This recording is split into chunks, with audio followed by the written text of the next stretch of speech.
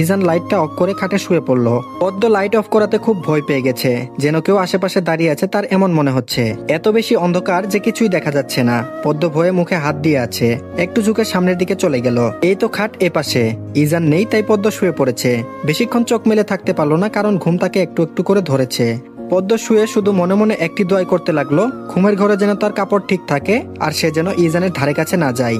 ঠিক সকাল 7টায় ইজানের ঘুম ভাঙলো। প্রতিদিন ইজান এই সময়টাতেই ঘুম ভেঙে ওঠে। অনেকটা অভ্যাস হয়ে গিয়েছে তার। তাই আছে না মানুষ অভ্যাসের দাস, ঠিক সেরকমই। ইজান দেখলো তার বুকের উপর শাড়ি, দেখেই থমকে গেল। পাশে তাকিয়ে দেখলো পদ্ম তার পাশেই শুয়ে আছে। পদ্মের মুখের উপর চুল আছে, যার কারণে পদ্মের মুখটা দেখা যাচ্ছে না। ইজান খাটের পাশে ছোট্ট টেবিলটা থেকে তার চশমাটা নিল। তারপর বেশিক্ষণ বসে না থেকে ওয়াশরুমে চলে গেল। ওয়াশরুম থেকে বের হয়ে একেবারে হসপিটালে যাওয়ার জন্য রেডি হয়ে নিল। নাস্তা সেরেই সে হসপিটালের উদ্দেশ্যে রওনা দিবে। রুম থেকে চলে যাওয়ার আগে আগে একবার পদ্মকে দেখে নিল।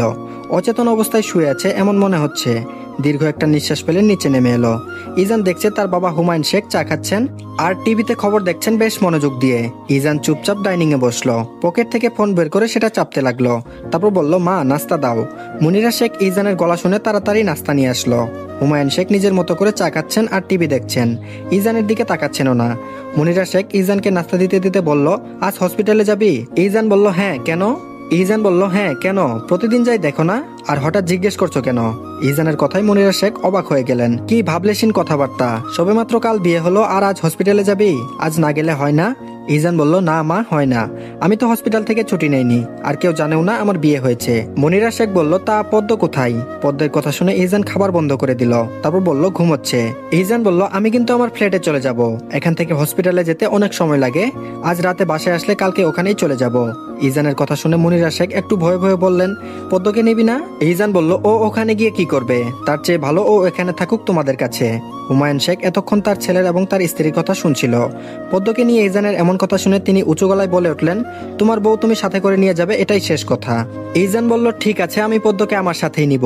বিয়েটা আমি করেছি, কিন্তু বিয়ে করতে তো জোর করেছো তুমি, সেটা অন্তত ভুলে যেও না বাবা। মা, আসছি আমি। মুনিরা শেখ সদর দরজার সামনে এসে দাঁড়ালেন। ইজান গাড়িতে উঠে চলে গেল হসপিটালের উদ্দেশ্যে। মুনিরা শেখ তার স্বামীর পাশে সোফায় বসলেন। তারপর বললেন, আচ্ছা আমি কি বলি, পদ্ম আমাদের সাথে থাকুক কিছুদিন। সবকিছুই তো তোমার ইচ্ছেতেই হচ্ছে, এটা না হয় আমার ইচ্ছেতে একটু হোক। ইজান সারাদিন হসপিটালে থাকবে, পদ্ম কি একা একা বাসায় থাকবে নাকি? ওর মন টিকবে ওখানে বলো? সবেমাত্র গ্রাম থেকে আসলো মেয়েটা, শহরের কিছুই চিনে না। যদি ওখানে ওর একা একা থাকতে কোনো সমস্যা হয়? হুমায়ুন শেখ বললেন, পদ্ম কি সারা জীবন আমাদের সাথে থাকবে? ওর তো একাই থাকা লাগবে, আর না হয় ইজানের বাসায় তুমি 2-1 দিন থেকে এসো। বুদ্ধিটা খারাপ না। হুমায়ুন শেখের কথাটি খুব ভালো লাগলো মুনিরা শেখের। তারপর বলল, ঠিক বলেছ, আমি থেকে আসবো ওই বাসা থেকে। ঘড়ির কাঁটা যখন 9টা 20, তখন পদ্মের ঘুম ভাঙলো। ঠুলুমুলু হয়ে বসেছে সে, হাত দিয়ে চোখ ডলছে, দুহাতে তার চুলগুলো খোপা করে নিল। পদ্মের একটা অভ্যাস, ঘুম থেকে উঠে সে ওই বিছানাতেই কয়েক মিনিট বসে থাকবে। পদ্ম ইজানের রুম ভালো করে দেখছে। এক দেয়ালে ইজানের অনেক বড় একটা ছবি। দেখে মনে হচ্ছে চারপাশে শুধু পাহাড় আর পাহাড়, আর ইজান দাঁত দেখিয়ে হাসি দিয়ে আছে। ইজানের গ্যাস দাঁতও আছে, যার কারণে তার হাসিটা একটু বেশি সুন্দর দেখাচ্ছে। পদ্ম মুগ্ধ নয়নে ইজানের ছবিটা দেখছে আর মনে মনে বলছে, মানুষটা এত সুন্দর কেন? পদ্ম বিছানা ছেড়ে উঠে আসলো, কিন্তু বিছানার দিকে আবারও তাকালো। আচ্ছা, মানুষটা